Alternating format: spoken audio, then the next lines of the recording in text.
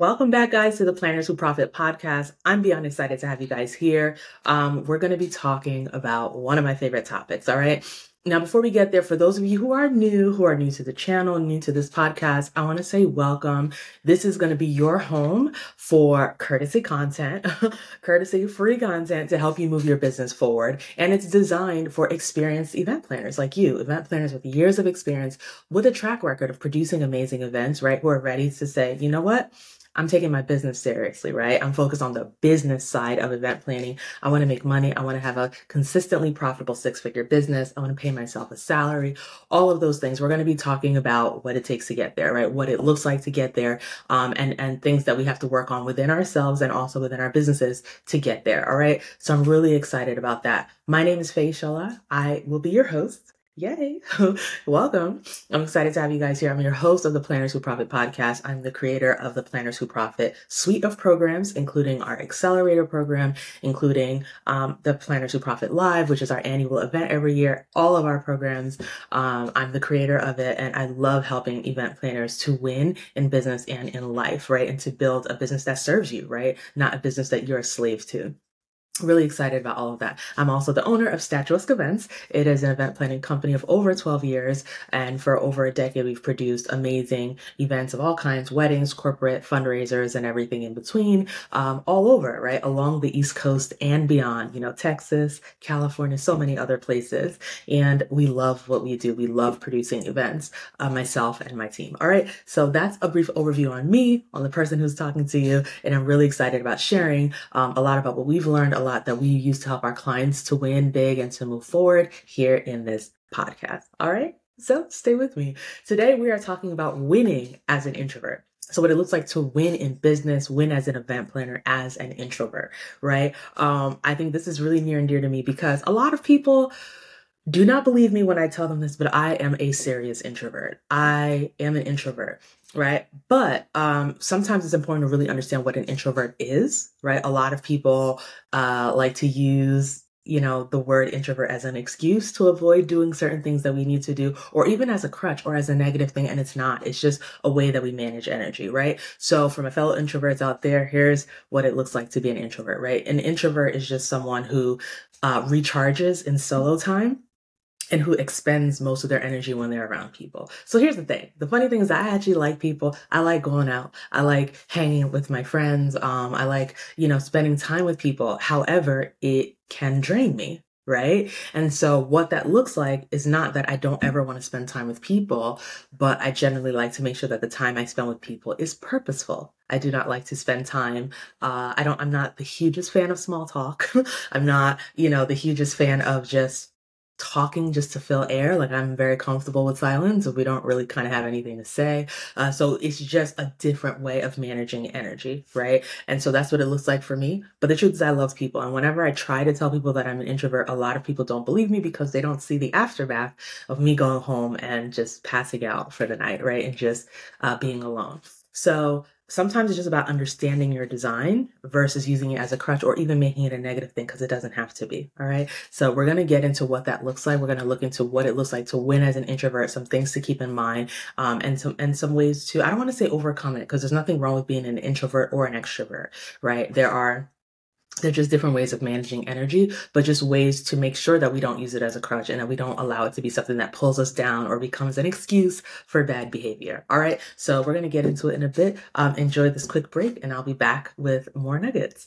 Planners Who Profit Live is our annual event that celebrates event planners of all kinds every single year, and you absolutely cannot afford to miss it. All right, this is the event to come. Bring your friend, bring your assistant, bring your associate planner to really immerse yourself in next level thinking, next level strategies, and to get refreshed for your next event season. Visit plannerswhoprofitlive.com and register to join us for this event. The experience is phenomenal every single year. The community is truly next level, and the things that you learn are truly actionable. This is an investment both in yourself and in your business that you can't afford to miss out on, all right? So make sure that you come, bring your team, tell a friend, and we can't wait to see you in person at our very next Planners Who Profit Live. We can't wait to see you there.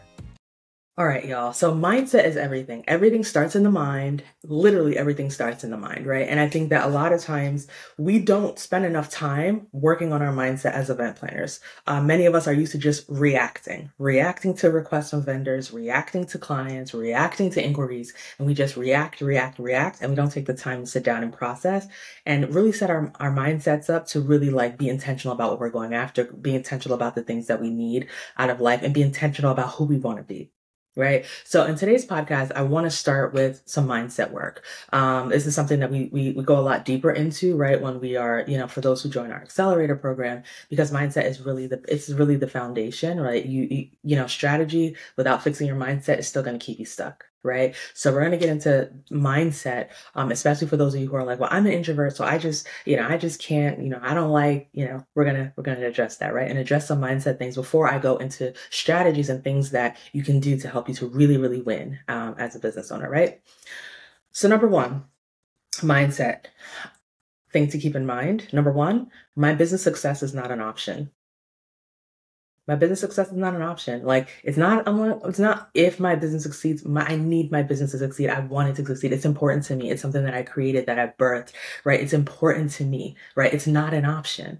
And when you stop treating your business success like an option, then you realize that you're willing to do what it takes to grow your business, right? You stop saying, well, I'm an introvert, so I'm an introvert. So it's like, no, my business success is not an option. I will grow as a person.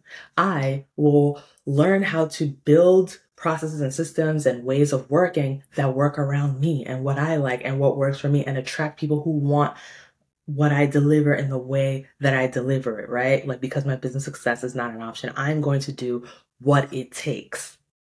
Right. And for some of you guys who are listening, you're like, man, I've never thought about it that way. Yeah. The people who succeed are people who are like, I'm going to do what it takes to succeed. Are you willing to do what it takes to succeed? Right? Or are you only willing to do the fun stuff or the stuff that you like? Or are you willing to do whatever it takes to succeed? Like, this is something that you have to really ask yourself and sit with. Am I willing to do what it takes to succeed? Am I willing to push myself? Am I willing to step outside my comfort zone every now and then? Right? Because that's where growth happens, outside of your comfort zone.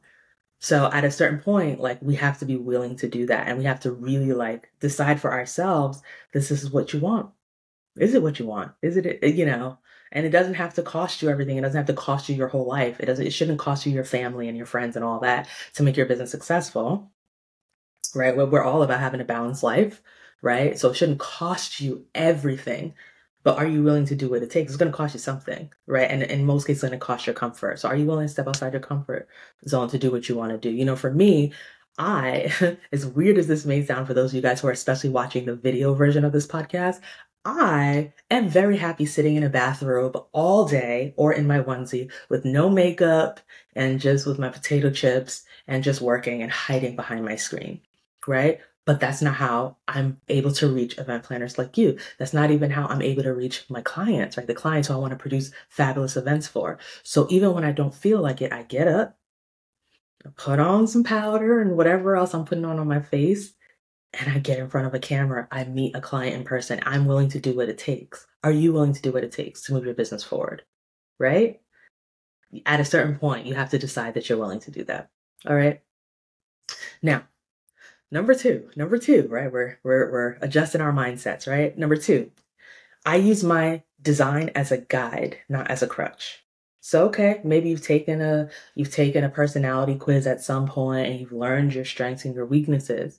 And so instead of just posting on social media, this is just how I am, take it or leave it, you use it as a guide, but not a crutch. What this means is that you design your life, you design the way that you deliver your business, you design things in a way that works for you, in a way that works around you, right? And use it as a guide, not as a crutch. Now, I recently ended up switching dentists.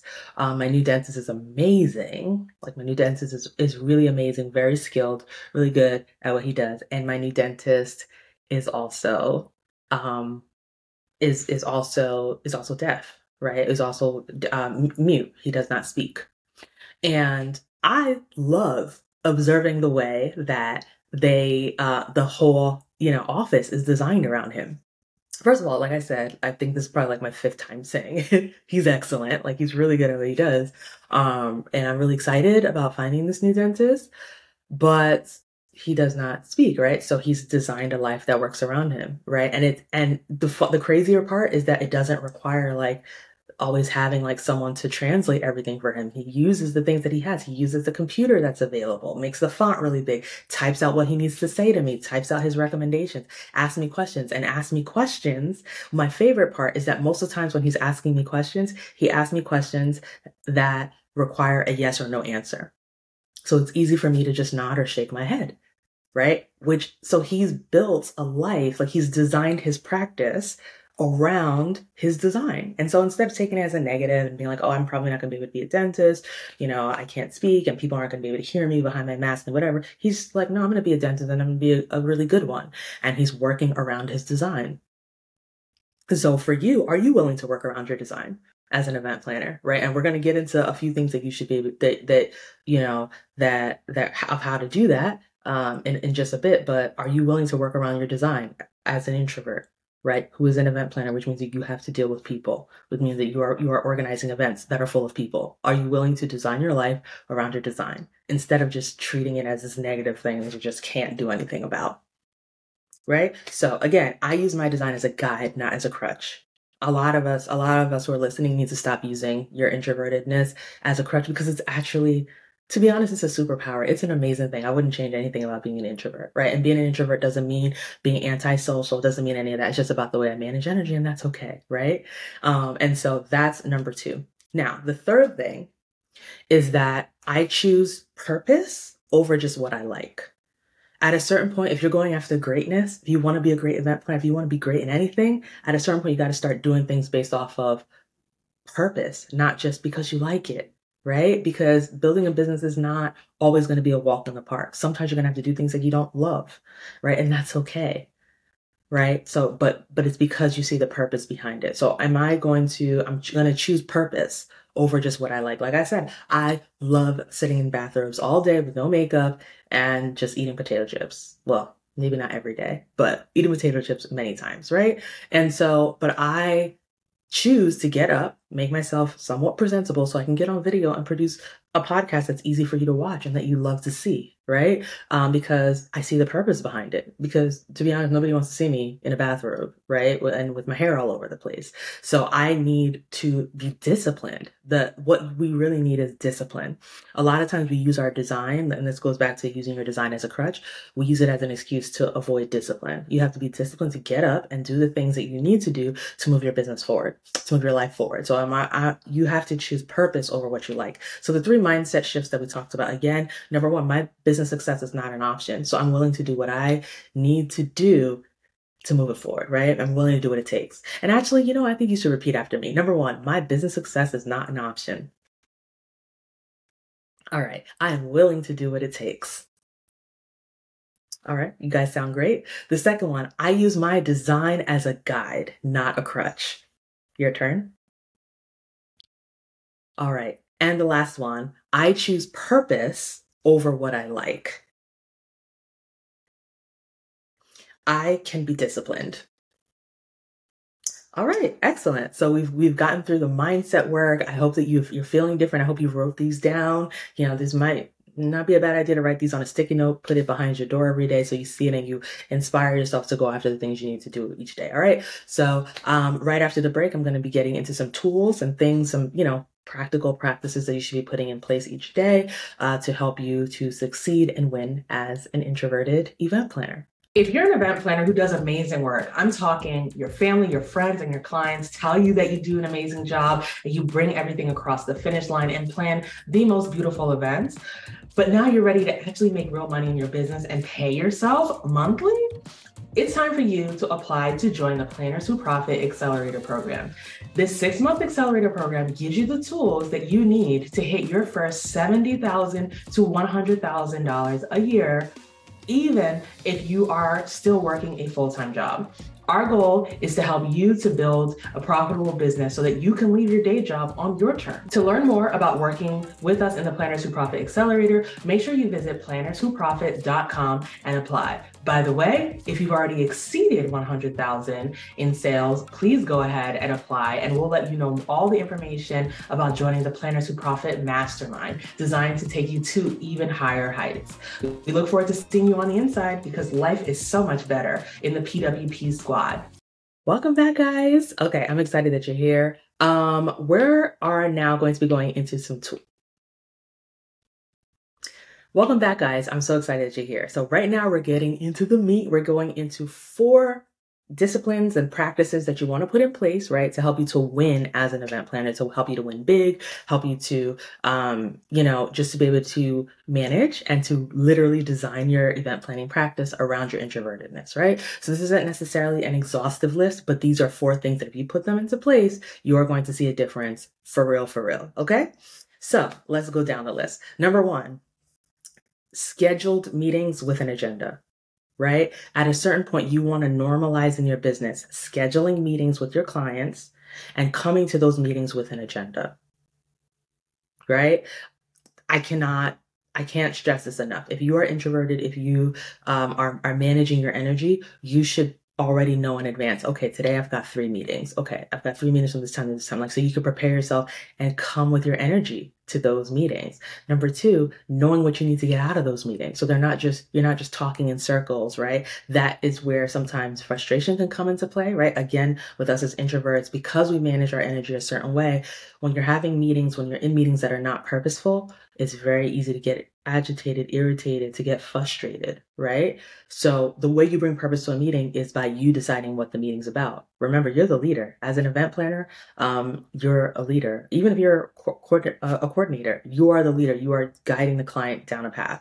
My dentist is a leader. He's the one telling me when I need to do my cleanings, if I need to fill in and whatever, right? My doctor is a leader. Like, when you hire a service-based professional, they are leading you somewhere. So if you're the one leading, you should be setting the agenda for meetings. It should not be clients just saying, I just feel like we should talk about this or that. Because the thing about it is that they don't have the experience. And without the experience, they could want to have to talk to you every day or every other day. Every single time they have the thought, it's like, oh, let's talk about this. Oh, let's talk about that. But if you're leading them, if you're addressing things before they come up, right? And you have these set meetings and you have a set agenda and you've already planned things out. You already know what you're going to say. You already know where you're going. Now it's like you can have this hour of focused time where you're putting your energy in and you're getting something out of it. And then when it's done, you can now rest and decompress right before your next meeting or before the next thing you have to go to. This is huge for managing your energy, right? It comes down to being organized and being proactive and having scheduled meetings with agendas. Okay, during this call, we're going to address these 3 things, or we're going to discuss these 3 things and make decisions on these 3 things, right? And now number 1 is very closely tied to number 2. Number 2, you need to do the work in between meetings. You cannot wait to meetings to start coming up with ideas or deciding what's going to happen, right? You don't wait to a meeting to say, okay, yeah, let's research some photographers together. Let's do this together. Because number 1, it's almost impossible for you to have meetings that are 60 to 90 minutes this way. It's going to take forever and ever. And number 2, it's not going to be efficient, right? You're not going to get things out, and you're going to have way more meetings, right? And this is where the overwhelm comes from. You have to do the work in between as introverts, right? And like I said before, as an introvert, being an introvert is actually a superpower. As introverts, we generally do our best work when we're alone, right? We generally do our best work, research, figuring things out, mapping things out when we're alone. What this means is that you need to map out a timeline before you meet your client, not trying to do it while you're on the call with them. What this means is that you need to research options before you meet your client, not while you're on the phone with them. That way you use your time to just present and explain, right? This is huge for managing your energy and also for maximizing what your strength is, which is actually solitude, right? So do the deep work during your solo time. Like, that's the time to do it, right? To really maximize it and get your best work done. And then you present all your amazing work to a client who's going to be excited about hearing it. Oh, this is some good stuff, right? Really good stuff. So make sure you're doing the work in between meetings, doing all the heavy lifting. So during the meetings, you're presenting things. Again, if you do the work before the meeting, then it's easy to make an agenda to say, oh, we're going to review these things that I've already done. And then you go into the meeting. Boom. Changes everything, right? It's a game changer. Another thing to do is that you want to make sure that your marketing is purposeful. So make sure you're avoiding overwhelm. right? Make sure your marketing is purposeful so you're not drained, right? So social media doesn't become this draining thing because you're spending 5 hours every day figuring out what to do, what to post, trying to copy someone else's post and all that. Make it purposeful. Make sure that you are marketing in a purposeful way. Make sure that you are using different marketing methods, right? That you're not just getting drained every day doing almost nothing on social media. Make sure you're always purposeful with your marketing, saying, this is my goal for the week. This is what I'm going to do. This is what I'm going to, this is what I'm doing on my website. This is what I'm doing on social media, etc. Have a purposeful plan and just stick to that to avoid overwhelm, because you don't want to waste your energy in the wrong places. Right? You want to make sure you're creating things that are purposeful, that are actually going to bring you leads and, bring you followers and all those things, not just passing time and calling everything research, right? So that's something that you want to do. And last but not least, this is really, really big. Before any event that you have to seriously prioritize rest. Seriously. And I think that this goes back to advanced planning, right? Your events should be planned way in advance. Everything pretty much be signed, sealed, and delivered at least 2 weeks before the event happens, right? And if you do it this way, that means that right before your events, you can rest. You should not be running around chasing packages and doing all kinds of crazy stuff the day before an event, because you're going to go into your events drained, which is the worst thing, because on that day, there's really nothing you can do you have to give your energy to the people. You have to give your energy to your client, to their guests. If it's a personal, like a wedding or some sort of event like that, you got to give your time to their families, to their bridal parties, stuff like that. And if you go in drained, you're going to come out even more drained, and chances are you're not going to do your best work. So you have to seriously prioritize rest. What that means, again, is that things are done way in advance.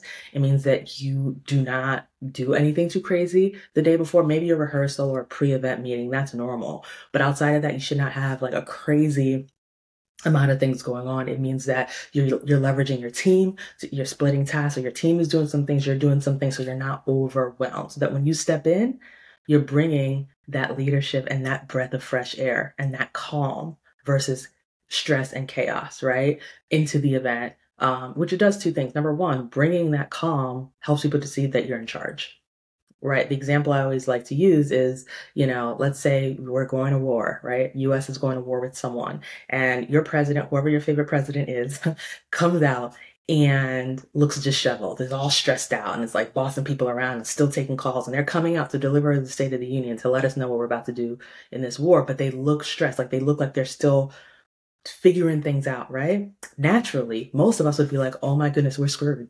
We are screwed. He doesn't look like he got it together. She doesn't look like she's got it together. Like, we're screwed. Even though things may actually be under control. But because we brought in, he's coming in with that energy, we're all stressed out. If instead they come out calm, maybe somber, because going to war is a serious thing, but calm, everything looks like they're under control, and they say, hey, this is our plan, this is what we're going to do, whatever, you're at least more calm, and you're like, you know what, they look like they have it under control. You need to look like you have it under control. Right. So that's one thing that you get by prioritizing rest. And again, like I said, you're preserving your energy so that when you do interact with people, you have the energy to give them. Right. And number 3 is that when you come in and you look like you're in control, people are going to ask you fewer questions. If you look stressed out, everybody's going to be like, are you okay? Is everything okay? Do I need to go there and help? And that's even like compounding the fact that you're already drained and now you're dealing with this on top of it, right? Which makes it really difficult for you to really like master and dominate and look like you've got things under control. It took me a while to really master this. I would say probably like the first like maybe like 2 to 4 years in business, I always looked stressed out. And I thought it was a badge of honor to come in like, yeah, I'm doing all this stuff. I got 17 things running through my head. And I didn't realize that, no, it's not. It actually just stresses everybody out. It makes people more worried. That's when you get other people's hands in your work, which usually adds to more complications and all of that. So these are things that you got to master. Okay. I hope that these tools have been helpful. I'm going to be back very, very shortly with a finale. And I'm excited, to see you guys all win, my fellow introverts. For those of you who are ambiverts, it's all good. I'm hoping that this helps, right? Even those who are extroverts, I feel like these tools are really helpful for everybody. And I'm excited to be back really shortly with the finale. If you've been enjoying this podcast, it is time for you to join the PWP squad. And you can do that today 100% free. Visit PWP Workshop, and that'll give you everything that you need to sign up for our vault of free trainings on marketing, sales, and systems designed to get you started on your journey to your first 100K in business. All right, guys, I really hope you've enjoyed this podcast. Like, I've been having an amazing time with this. And I hope that this has been helpful for you, right? To really see and realize that being an introvert does not have to be a crutch or a negative, right? It really is a superpower. And when you put certain things in place, you can really like design a business that works around your natural design, the way you naturally manage energy and all that good stuff. I'm really hoping that the mindset shifts that we went through today were really powerful and really pushing you forward, right? And understanding like, listen, I can step up. I can step up. I can do amazing things. Like I'm going to make this business succeed and I'm willing to do what I need to do to get there. And also I hope that the tools that we gave you have been helpful. Like these are guiding principles that I've used in my business for a long time. And it's always served me really, really, really well, right? Both on the event day, leading up to the event day, and all that good stuff. So I'm hoping that this is helpful for you and that you start to implement this and eventually master these principles that we've shared today. All right, because this is some good stuff that we gave y'all today. All right. So if you're watching this on any platform, make sure that you write a review this podcast. Let people know that you're enjoying it, that you're loving us. Give us that 5-star review. All right, the thumbs up, all that good stuff. For those of you who are watching on YouTube, make sure that you like this video. Make sure you subscribe. Make sure you leave a comment. We just like to hear your feedback and know what's been resonating with you. All right. And also make sure that you are subscribed on whatever platform you are so that you can see future podcast episodes and all that good stuff. If you have any questions for us, if there's something that you want to see in a future podcast, send us a DM at Planners Who Profit on Instagram or Facebook. We'll get right back to you. And we'll incorporate that, right, as we're building our podcast schedule for the upcoming weeks and months. All right. So enjoy, have an eventful week. And I can't wait to see you guys in a future episode.